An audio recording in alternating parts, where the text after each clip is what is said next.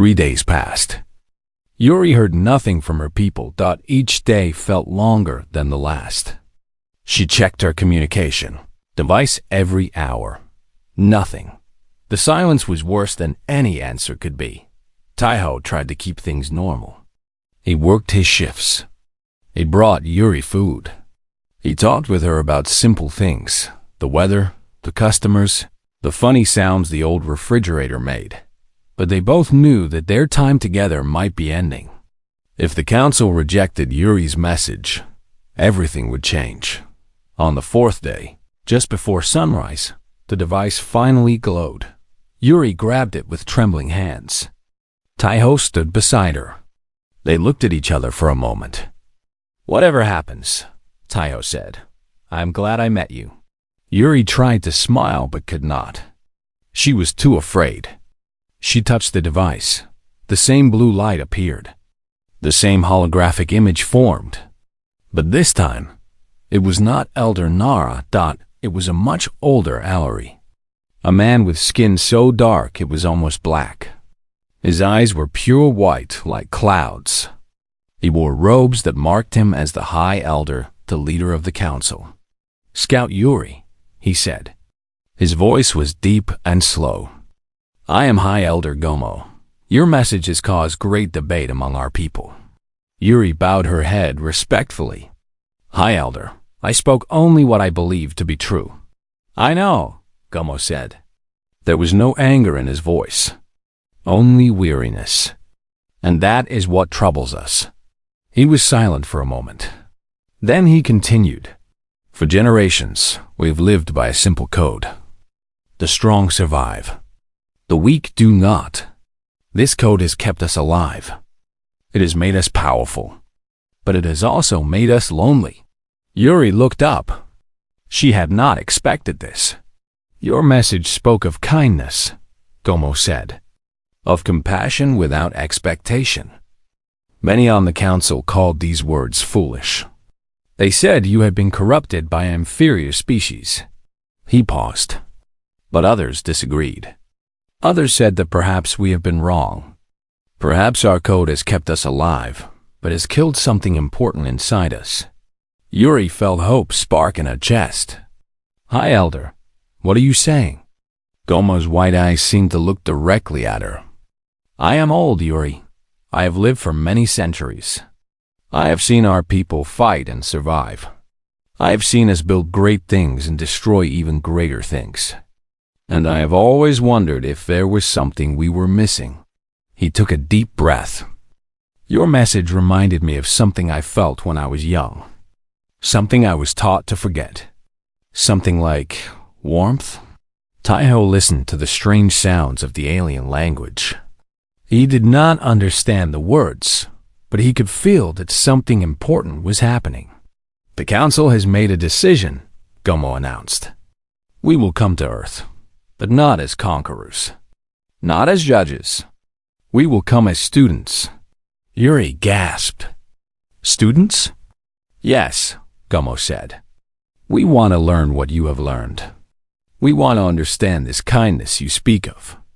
If it is as powerful as you say, then perhaps it can save our people in ways that strength never could." Tears streamed down Yuri's face. She could not believe what she was hearing. "But there is one condition," Gomo continued. "You must stay on Earth. You must be our guide.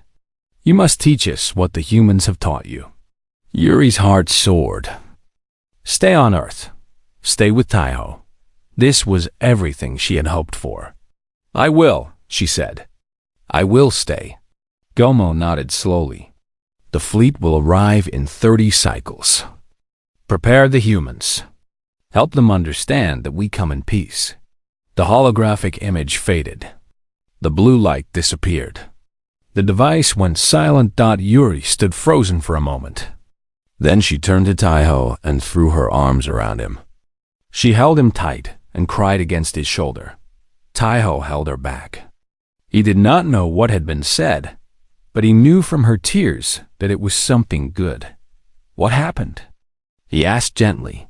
Yuri pulled back and looked at him. Her golden eyes shone with joy. They listened, she said. They actually listened. My people are coming to Earth, but not to fight. To learn. Taiho felt relief wash over him. His world was safe. More than that, something amazing was about to happen. Two species would meet. Two cultures would come together. That is wonderful, he said. Yuri nodded. Then her expression changed. She looked at him with something deep in her eyes. Something that had been growing since the first day they met. Taiho, she said, I have to tell you something. What is it? She took his hands in hers. Her violet skin against his human skin. Different, but somehow right. In my world, we do not have a word for what I feel, she said. We have words for alliance and partnership. Words for duty and obligation. But not for this. For what? Taiho asked.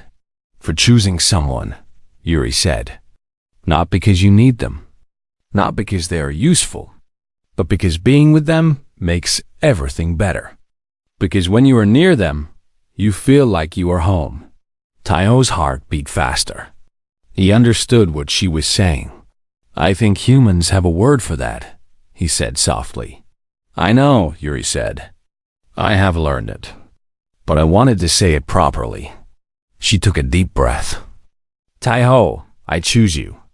Not for 1 day or 1 year. Forever. Whatever forever means for us. I want to stay by your side. Taiho smiled. It was the same warm smile that had first made Yuri feel safe. The same smile that has shown her a new way to see the universe. I choose you too, he said. They stood together. In the small room as the sun rose over Seoul. Light poured through the window and turned everything gold dot in the weeks that followed. Yuri and Taiho worked together to prepare for the arrival of the Alori fleet. They contacted governments. They gave interviews. They answered a million questions. The world was scared at first. Aliens were coming. This was the moment humanity had always feared. But Yuri spoke to them. She told them her story. She told them about Taiho and the convenience store.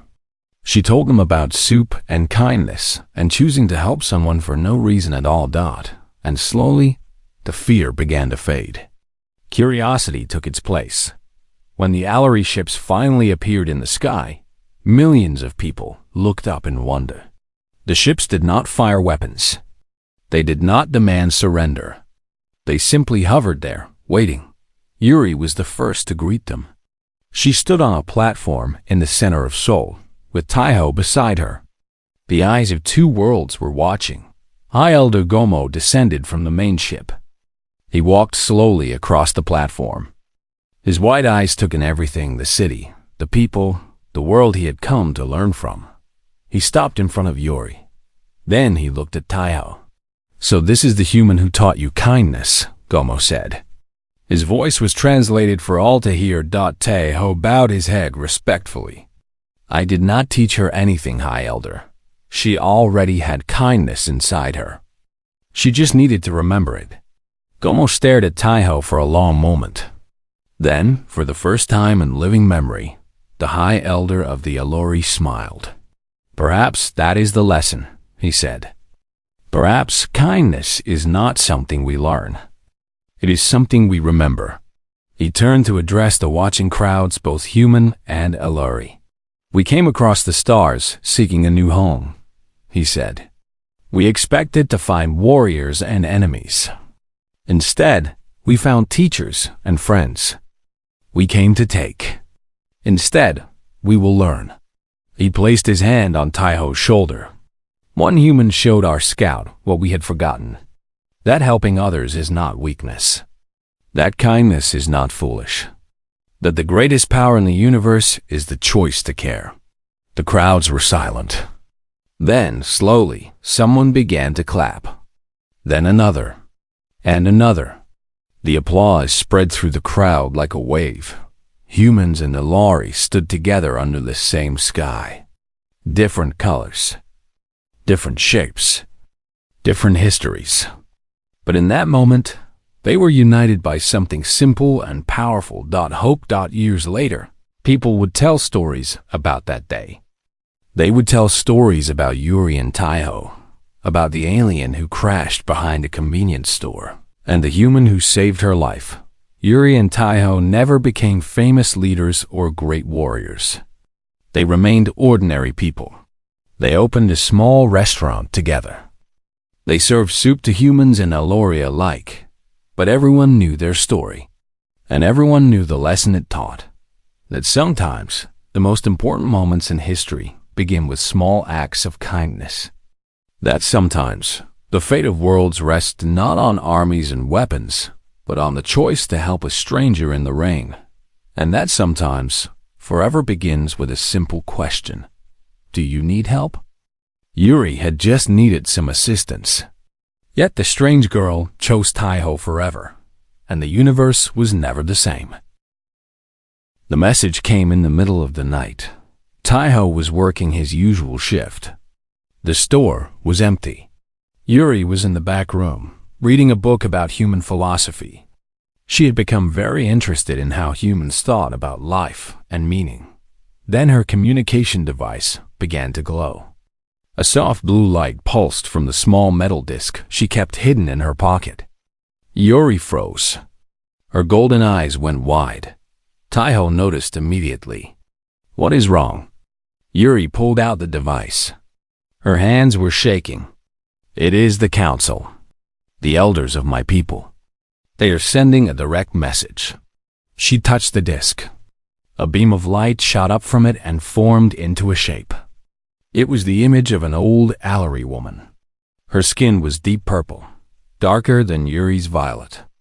Her eyes were silver, not gold. Her face was cold and hard. "Scout Yuri," the woman said. Her voice was sharp like a blade. "You have been silent for too long. The council grows impatient. What is your report on the planet called Earth?" Yuri swallowed hard. She had known this moment would come. She had been dreading it for weeks. "Elder Nara," Yuri said. Her voice was steady, but Taiho could see the fear in her eyes. "I have been studying Earth closely. I have learned much about its people." "Then give us your assessment," Elder Nara demanded. "Are they worthy? Are they strong enough to be respected? Or are they weak, fit only to be conquered?" Yuri glanced at Taiho. He stood silently by the counter, watching. He did not understand the Allery language, but he could feel the tension in the air.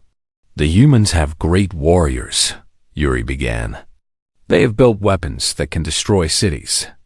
They have armies that span the globe. By our traditional measures, they are worthy." Elder Nara nodded slightly. "Good. Then we will approach them as equals. We will negotiate for space on their world." "But wait," Yuri said quickly. "There is more." The elder's silver eyes narrowed. "More? What more is there?" "Strength is all that matters." Yuri took a deep breath. This was the moment she had been afraid of. This was the moment that would change everything. "I have found something else on Earth," she said. "Something I have never seen before. Something I did not expect." "Explain," Elder Nara commanded. Yuri looked at Taiho. He gave her a small nod of encouragement. He did not know what she was saying, but he could see that she needed support. "I crashed when I arrived on Earth," Yuri said. "I was badly wounded. I was dying. And a human found me." She paused. He was not a warrior. He was not a leader. He was a simple man who worked in a small store. Elder Nara's expression did not change. "And he saved me," Yuri continued. "He carried me inside. He cleaned my wounds. He gave me food and shelter. He stayed with me for days until I recovered." "Why?" the elder asked. "What did he want in return?" "Nothing." The word hung in the air. For a moment, Elder Nara said nothing. Her silver eyes stared at Yuri through the holographic display. "Nothing?" she repeated. "That is impossible. Everyone wants something. That is what I thought too, Yuri said. But I was wrong. This human Taiho helped me simply because I needed help. He asked for nothing. He expected nothing. He showed me kindness that I had never experienced before. Elder Nara's face hardened. You have been corrupted. This human has manipulated you. No, Yuri said firmly. He has shown me truth. Our people have been living by the wrong rules, Elder. We measure species by their ability to fight and conquer. But that is not the true measure of worth. Then what is? Elder Nara asked. Her voice was ice. Compassion, Yuri said. The ability to care for others without expectation of reward. The strength to be kind, even when it is difficult. These are the things that truly matter. The elder was silent for a long moment. When she spoke again, her voice was low and dangerous. You speak of weakness, she said. You have spent too much time among these humans. You have forgotten what it means to be Auri. No, Yuri said. I have finally learned what it means to be alive. Elder Nara's eyes flashed with anger. The council will not accept this report. We need a planet, Yuri. Our sun is dying. Our people are dying. Our people are dying. We do not have time for your philosophical games. I know that, Yuri said. And I believe Earth can be our new home. But not if we take it by force. Not if we repeat the same mistakes we have always made. Then what do you suggest? The elder asked sarcastically. Yuri stood taller. Her golden eyes shone with conviction. I suggest we ask, she said. I suggest we come to Earth not as conquerors, but as refugees. We ask the humans to share their world. We learn from them. We let them teach us what we have forgotten. Forgotten? Elder Nara laughed. It was a cold, empty sound. What have we forgotten? How to be kind, Yuri said simply. How to help others without wanting something back. How to be more than just survivors. The elder shook her head slowly. You are a fool, Yuri. The council will never agree to this. We will send another scout. One who has not been infected by human weakness. Fear gripped Yuri's heart. Another scout would judge Earth by the old rules. They might find humans worthy as allies, or they might not. And if they decided humans were too weak, too soft, her people would come to take Earth by force. Please, Yuri said. Give me more time. Let me show you what I have learned. Time is something we do not have, Elder Nara said. You have one cycle to make your official recommendation. If you cannot provide a useful report, we will proceed without you. The holographic image flickered and disappeared. The blue light faded. Yuri was left standing in the dark room, alone with her fear. Taiho walked over to her. He did not ask what was said. He just put his hand on her shoulder. Are you okay? He asked. Yuri looked at him. Tears formed in her golden eyes. She did not fight them. My people are going to send someone else, she said. They do not believe what I told them. They think you have tricked me. Taiho squeezed her shoulder gently. What will the new scout do? They will judge Earth the old way, Yuri said.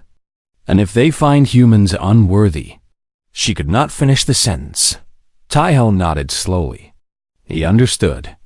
The fate of his entire world might depend on what happened next. But he did not panic.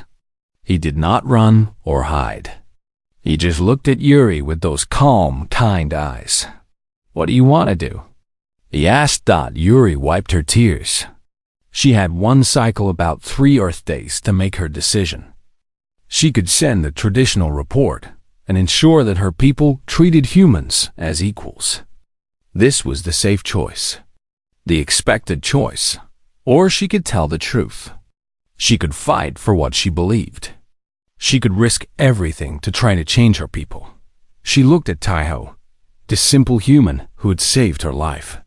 This ordinary man who had shown her that the universe could be different. I want to be brave, she said.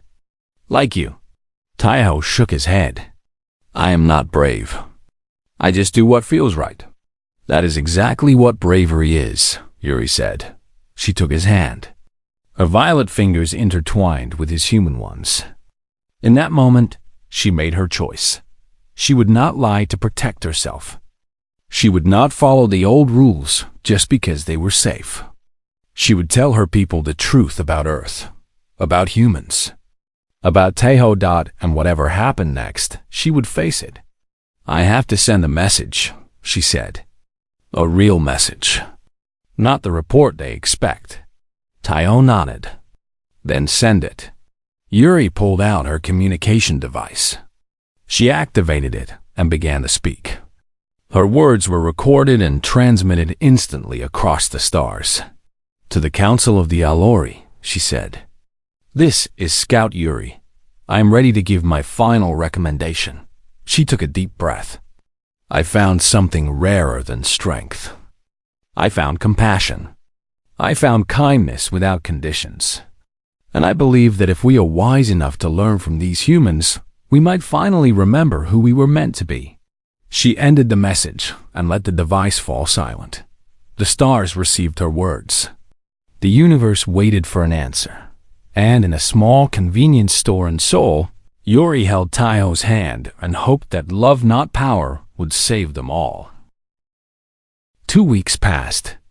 Yuri stayed in the small room behind the convenience store. Taiho told no one about her.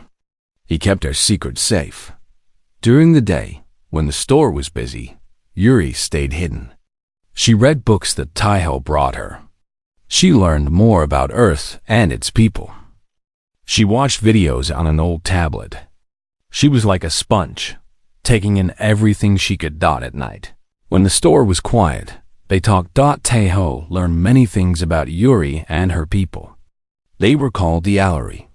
They had lived among the stars for thousands of years. They had built great cities on their home world. They had created technology that humans could not even imagine. But now, they were dying. Their sun had grown weak. Their world had turned cold. Every year, more of their people died. Every year, the survivors grew more desperate. They needed a new home. Earth was one of many planets they were considering. Yuri learned many things about Taiho too. She learned that his parents had died when he was young. She learned that he had grown up alone, working small jobs to survive. She learned that he had no great ambitions, no dreams of power or wealth. He just wanted to live a quiet life and be kind to the people around him. This fascinated Yuri. In her world, everyone wanted power. Everyone wanted to rise above others. The idea of a person who wanted nothing but peace was strange to her. One night, as they sat together in the dim store, Yuri told Taiho something important. My ship is not completely broken, she said. I have repaired enough of it to send messages. My people know I am alive. They are waiting for my report.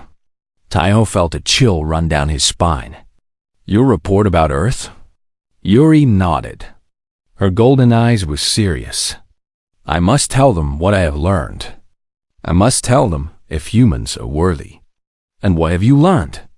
Taiho asked. Yuri was quiet for a moment. She looked at Taiho with an expression he could not read. My people judge species by their strongest members, she said. We look for warriors, leaders, those who have conquered and built empires. These are the qualities we respect. Taiho nodded slowly. And humans have those. We have had many warriors and leaders throughout history. Yes, Yuri agreed. I have read about your history, your wars, your empires, your conquests. By our standards, you would be considered worthy. That is good then, Taiho said. Right? But Yuri shook her head. I am not sure anymore. She stood up and walked to the window. The street outside was empty. The city lights glowed in the distance. All my life, I was taught that strength is everything, she said. I was taught that the universe is cruel, that only the powerful survive. That kindness is weakness. She turned to look at Taiho. But you are kind. And you are not weak. You are different from anyone I have ever met. Taiho did not know what to say. He had never thought of himself as special. He was just a man who worked in a convenience store. Yuri walked back to him. She knelt down so that their eyes were level. I have watched you these past 2 weeks, she said. I have watched you help customers. I have watched you give food to a hungry child whose mother could not pay. I have watched you let an old man stay in the store when it was cold outside. Taiho remembered those moments. They had seemed small to him, normal. These things mean nothing to my people, Yuri continued. They would see you as foolish. Giving away food and shelter to those who cannot pay? This is weakness to them, but not to you. Taiho asked. Yuri's golden eyes shone with something deep and powerful. Not anymore. She reached out and took his hand. Her cool violet fingers wrapped around his warm human ones. You have changed something inside me, Taiho, she said. I do not know how to explain it. When I was dying in that alley, you did not ask what I could give you. You did not wonder if I was useful or valuable. You just helped me. Because I needed help. Her voice grew softer. No one has ever done that for me. My whole life, everything has been a transaction. Give to get. Take before you are taken from. But you broke that pattern. Taiho felt his heart beating faster. He did not understand why Yuri's words affected him so much. He had just done what felt right. I am scared, Yuri admitted. My people are waiting for my report. They expect me to tell them about Earth's warriors and leaders. They expect me to judge your world by the standards we have always used. But you do not want to, Taiho said. No, Yuri shook her head. Because I think those standards are wrong. I think we have been measuring the universe with the wrong tool. She stood up and began to pace around the small room. Her silver hair flowed behind her like water. What if strength is not the most important thing? She said. What if kindness matters more? What if the ability to care for others, even strangers, is the true measure of a species? Taiho watched her. He could see the struggle in her face. Everything she had been taught was fighting against what she had experienced. If I send a report based on old standards, my people will come to Earth with respect. They will see humans as equals. They will share this world peacefully. That sounds good, Taiho said. But it would be a lie, Yuri continued. I would be saying that humans are worthy because of your warriors and your weapons. And that is not why I think you are worthy. She stopped pacing and faced Taiho. I think humans are worthy because of people like you. Ordinary people who show kindness without expecting anything back. People who help strangers in the rain. People who make soup for someone they barely know. Her golden eyes were filled with tears. In her world, crying was considered the ultimate weakness. But here, with Taiho, she did not feel weak. She felt free. I do not know what to do, she whispered. If I tell my people the truth, that I think kindness is more important than strength, they will think I've gone mad. They might reject my report. They might send someone else to judge Earth. Someone who will not see what I have seen. Taiho stood up. He walked to Yuri and gently wiped the tears from her violet cheeks. Then do not tell them anything yet, he said. Stay here. Learn more. Maybe you will find the words to explain what you have discovered. Yuri looked at him with surprise. You would let me stay? Of course, Taiho said. You are my friend. You can stay as long as you need. Friend. The word hit Yuri like a wave. In her language, there was no word for friend. They were allies and enemies, partners and rivals. But friends? This was something new. Taiho, she said slowly, why do you trust me? I have told you that my people might come to take your world. I have told you that I was sent to judge you. And yet you offer me friendship? Taiho smiled. It was a warm smile, full of simple honesty. Because I believe in you, he said. I believe that you will do the right thing. Not because you have to, but because you want to. Yuri stared at him. No one had ever believed in her before. Not like this. Not without wanting something. Something shifted inside her. A door that had been locked her whole life suddenly opened. Light poured in. She did not know it yet. But in that moment, her decision was already made. Not about Earth, about something much more personal. She looked at Taiho, this ordinary human, with his kind eyes and gentle heart, and she knew that she would never leave him. No matter what happened with her people. No matter what the future brought. She had found something rare in the universe. Something worth more than any planet. She had found someone who cared, and she would never let that go. Thank you, she said. The words felt strange in her mouth. She had never thanked anyone before. Not truly? Taiho just nodded. You are welcome, Yuri. Outside, the night was quiet. The stars shone in the sky. Somewhere among them, the Allery waited for a report that would shape the future of two worlds. But in the small convenience store in Seoul, a human and an alien sat together in comfortable silence. And for the first time in a very long time, neither of them felt alone. The girl slept for 2 more days. Taiho did not leave the store. He told his boss he was sick. He told his few friends he was busy. He stayed with the strange girl and watched over her. He changed her bandages every few hours. The wound was healing faster than any human wound would heal. By the second day, it looked like it was weeks old instead of days. This amazed Taiho, but it also made him less worried. He brought food from the store shelves. Rice balls, bread, chips, water. He placed them near her in case she woke up hungry. He did not know what she ate. He did not know if human food would hurt her. But he had nothing else to offer. On the morning of the 3rd day, the girl woke up. Taiho was sitting in a chair nearby. He had not slept much. His eyes were red and tired. But when he saw her golden eyes open, he felt awake again. The girl sat up slowly. This time, she did not fall back. The pain in her side was almost gone. She looked around the small room behind the convenience store. Her eyes took in everything. The boxes of products, the old desk, the chair where Taiho sat, the blanket that covered her. Then she looked at Taiho. She stared at him for a long time without speaking. Her golden eyes were intense. It felt like she was looking into his soul. Taiho did not look away.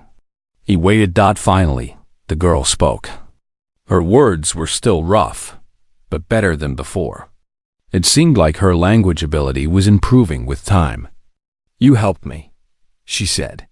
It was not a question. Taiho nodded. Yes, why? This question surprised Taiho. He thought about it for a moment. Why had he helped her? She was a stranger. She was not even human. He had no reason to risk anything for her. Because you needed help, he said simply. You were hurt. I could not just leave you in the rain. The girl tilted her head to the side. This answer seemed to confuse her. But you do not know me, she said. I am not from your world. I could be dangerous. I could be your enemy. Taiho shrugged. Are you my enemy? The girl thought about this. Then she shook her head slowly. No. Then I made the right choice, Taiho said. The girl continued to stare at him. Her golden eyes were full of something Taiho could not understand. It was like she was trying to solve a puzzle that did not make sense. My name is Yuri, she said at last. That is not my real name. My real name, you could not say. But in your language, Yuri is close. Taiho smiled. It was a small smile, but it was real. I am Taiho. Nice to meet you, Yuri. Yuri did not smile back. She just watched him. Then she looked at the food he had placed near her.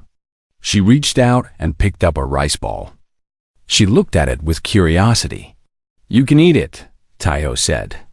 "It is rice. It is safe." Yuri brought the rice ball to her nose and smelled it. Then she took a small bite. She chewed slowly. Her face showed no expression. Then she took another bite. And another. Soon, the rice ball was gone. Taiho felt a small sense of relief. At least she could eat human food. Yuri drank some water. She ate a piece of bread. Then she looked at Taiho again. "You have many questions," she said. "I can see them in your eyes." Taiho nodded. "I do, but you do not have to answer them. You should rest." "I have rested enough," Yuri said. "And you deserve answers. You saved my life. This creates a debt." "There is no debt," Taiho said quickly. "I helped you because I wanted to, not because I wanted something in return." Yuri's eyes went wide at these words. She leaned back slightly, like she had been pushed. For the first time, her calm expression changed. She looked shocked. "That is not possible," she said quietly. "Everything has a price. Every action requires payment. This is the law of the universe."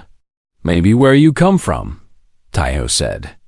"But here, sometimes people just help each other. No payment needed." Yuri was silent for a long time. She looked down at her hands. Her violet skin seemed to pulse slightly with some inner light. When she looked up again, her golden eyes were wet. "I have traveled to many worlds," she said. "I have met many species. They all want something. They all take before they give. No one helps without expecting something back." She paused. "Until you." Taiho did not know what to say. He just sat there and listened. Yuri continued. "I am a scout. My people live very far from here. Our sun is dying. Our world is becoming cold. We have been searching for a new home for many years." "A new home?" Taiho repeated. Yuri nodded. "We send scouts to different planets. We study the species that live there. We judge if they are worthy of contact, if they are worthy of sharing their world." "And you came to Earth," Taiho said. "To judge us." "Yes." Yuri looked at him with those golden eyes. "My ship was damaged during the journey. Something went wrong. I crashed here. I was dying. And then you found me." Taiho thought about this. An alien had come to Earth to judge humanity, and she had crashed behind his convenience store. Of all the places in the world, she had landed in his alley. It felt like a joke. What happens if we are not worthy? Taiho asked. Yuri did not answer right away. She looked away from him. "My people are desperate," she said finally. "If a planet is not worthy, we do not ask permission. We simply take what we need." The words hung in the air between them. Taiho understood what she was saying. If humans failed the test, Yuri's people would come and take Earth by force. But strangely, Taiho was not afraid. He did not feel angry or threatened. He just felt sad. Sad for Yuri and her dying world. Sad for her people, who were so afraid that they had forgotten how to be kind. "What makes a species worthy?" Taiho asked. "Strength," Yuri said. "Power, the ability to defend or the ability to be useful. These are the things my people value." Taiho nodded slowly. "I am not strong. I am not powerful. I work in a convenience store. I sell snacks and drinks to people at night. I am nobody." Yuri looked at him. Her expression softened. "You saved me. You did not have to. You had nothing to gain and everything to lose. In my world, that would make you a fool. And what does it make me in your eyes?" Taiho asked. Yuri was quiet for a long moment. The question seemed to trouble her deeply.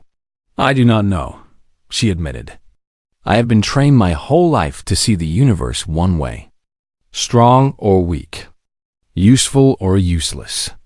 But you do not fit into those categories. You are something else. Taiho stood up and stretched. His body was tired from sitting for so long. He walked over to Yuri and held out his hand. Are you hungry? He asked. There's a small kitchen in the back. I can make you soup. Real soup, not just snacks from the shelves. Yuri looked at his hand. She looked at his face. Then, slowly, she reached out and took his hand. Her skin was cool against his. Smooth, like silk. He helped her stand. She was weak but able to walk. He led her to the small kitchen as he made soup. Yuri sat at the small table and watched him. Her golden eyes followed his every movement. She watched him cut vegetables. She watched him boil water. She watched him taste the soup to make sure it was good. Why are you doing this? She asked, again. She could not seem to understand. Taiho smiled. Because you are my guest. And this is what we do for guests. Yuri was silent. But something in her eyes changed. The confusion began to fade. In its place, something new appeared. Something warm. She did not have a word for it yet. But she would learn. Taiho placed a bowl of soup in front of her. Steam rose from the surface. The smell filled the small kitchen. Eat, he said. You need to get your strength back. Yuri picked up the spoon. She tasted the soup. For the first time, a small smile appeared on her violet face. It is good, she said. Taiho sat down across from her with his own bowl. I am glad. They ate together in the small kitchen behind the convenience store. Outside, the sun was rising over Seoul. A new day was beginning. And somewhere in the stars, Yuri's people waited for her report. They waited to hear if Earth was worthy. But Yuri was not thinking about that now. She was thinking about soup. She was thinking about kindness. She was thinking about the strange human who had saved her life and asked for nothing in return. She had traveled across the galaxy to find a new home. But sitting here, eating soup with Taiho, she felt like she had found something even more important. She just did not know what it was yet. The rain fell hard on the streets of Seoul that night. It was the kind of rain that made people run for cover. It was the kind of rain that washed away the dirt from the sidewalks and made the city smell clean and fresh. Taiho stood behind the counter of his small convenience store. He was 26 years old. He had dark hair and tired eyes. He worked the night shift because no one else wanted it. The pay was not good, but it was enough to pay his rent and buy food. The clock on the wall showed 2 in the morning. The store was empty. It was always empty at this hour. Taiho leaned against the counter and listened to the rain hitting the windows. He thought about his life and wondered if this was all there would ever be. Then he heard it. Loud crash came from the alley behind the store. It was not thunder. It was something else. Something heavy had fallen from the sky and hit the ground. Taiho's heart beat faster. He should call the police. That was the smart thing to do. But something made him walk to the back door instead. Something made him open it and step out into the rain. The alley was dark. The only light came from the store behind him. Taiho took a few steps forward. The rain soaked his clothes in seconds. He did not care. Then he saw it. A silver pod sat in the middle of the alley. It was about the size of a small car. Smoke rose from its surface. Strange symbols glowed on its side. They were not Korean. They were not any language Taiho had ever seen. He should run. He should go back inside and call someone. But his feet carried him forward. The pod made a hissing sound. A door opened on its side. More smoke poured out. And then Taiho saw her. She lay on the ground just outside the pod. She was a girl.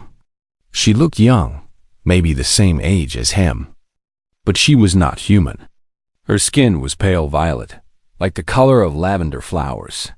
Her hair was silver and long. It spread out around her head like a pool of moonlight. She wore a suit made of some material Taiho did not recognize. It was torn in many places. Dark blue liquid leaked from a wound on her side. It was blood, Taiho realized. Her blood was blue. The girl did not move. Her eyes were closed.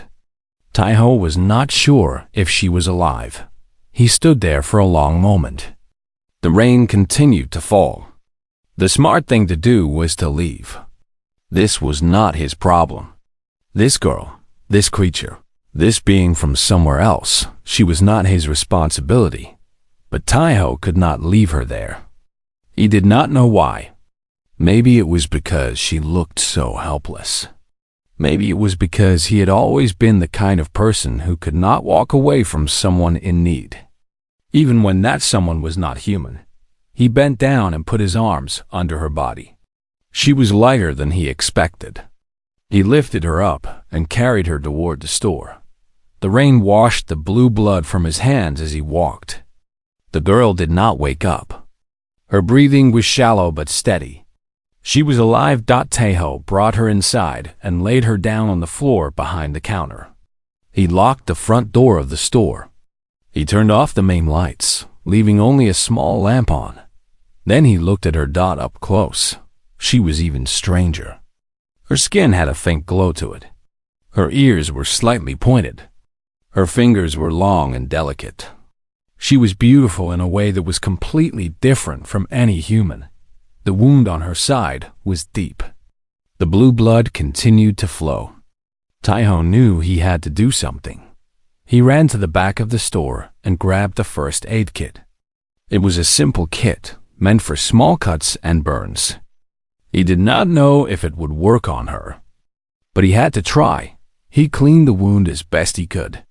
The girl made a soft sound of pain but did not wake up. He put medicine on the wound. He wrapped bandages around her body. His hands shook the whole time. When he was done, he sat back and looked at his work. The bandages were not perfect, but the bleeding had stopped. That was something. Taiho found a blanket in the storage room. He covered the girl with it. He put a pillow under her head. Then he sat down on the floor next to her and waited. The hours passed slowly. The rain continued to fall outside. No customers came. The city slept. Taiho watched the girl. He watched her chest rise and fall. He watched her face for any sign that she was waking up. He wondered who she was. He wondered where she came from. He wondered why she had crashed in the alley behind his convenience store. He thought about calling someone. The police. The government. A hospital. Anyone. But something stopped him every time he reached for his phone. If he called someone, they would take her away. They would study her. They would treat her like a specimen, not a person. Taiho did not want that. He did not know this girl, but he did not want that for her. So he waited. Around 5 in the morning, the girl began to stir. Her fingers moved first. Then her head turned slightly. Her face twisted like she was having a bad dream. Taiho leaned forward. He did not know what to do. He did not know if she would be dangerous when she woke up. He did not know if she would understand him. He did not know anything, but he stayed. The girl's eyes opened. They were the color of gold, bright and shining like two small suns. They looked around the room with confusion. Then they found Taiho. She stared at him. He stared back. Neither of them moved for a long time. Then the girl tried to sit up. She gasped in pain and fell back down. Her hand went to the wound on her side. She looked at the bandages with surprise. Taiho held up his hands to show he meant no harm. He moved slowly, carefully. He did not want to scare her. The girl watched his every move. Her golden eyes were full of fear and confusion. But there was something else there too. Something like curiosity. She opened her mouth and spoke. The words were strange. They were sounds Taiho had never heard before. He shook his head to show he did not understand. The girl closed her eyes. Her brow furrowed like she was thinking hard. When she opened her eyes again, she spoke once more. This time, the words were different. They were rough and broken, but Taiho understood them. Where am I? Taiho let out a breath he did not know he was holding. You are safe, he said. You are in my store. In Seoul, on Earth. The girl's golden eyes went wide at that last word. Earth. She knew that word. She had been looking for it. Earth, she repeated. Her voice was soft and tired. I found it. Then her eyes closed again, and she fell back into sleep. Taiho sat there in the dim light of his convenience store, looking at the strange girl from the stars. He did not know what would happen next. He did not know what tomorrow would bring, but he knew one thing. His life would never be the same again.